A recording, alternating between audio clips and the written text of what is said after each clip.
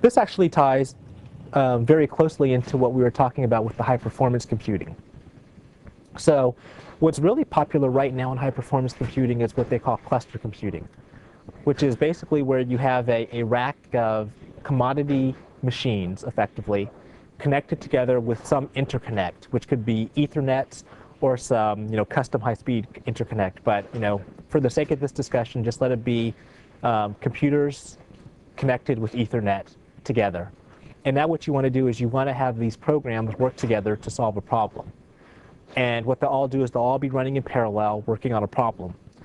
Now, this is something that you can do with Windows clusters now, but one of the problems that we have in developing these types of applications is there's currently no good debugging story for debugging one of these programs.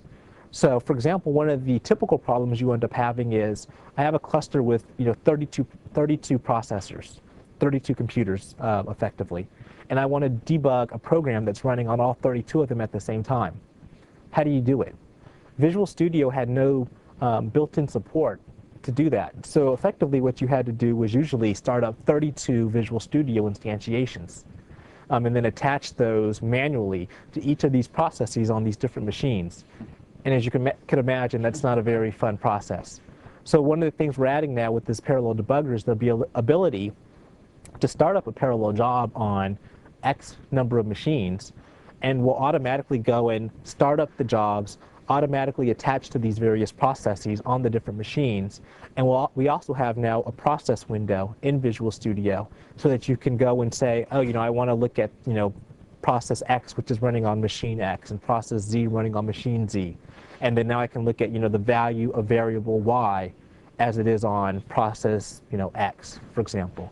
And now you could also set breakpoints and say, I only want you to break on a given process. On a given processor.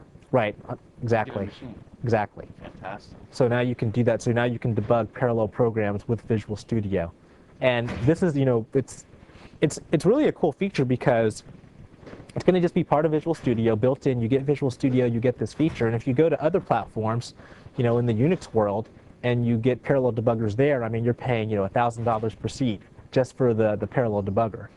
So we're adding this, capability in out of the box in Visual Studio.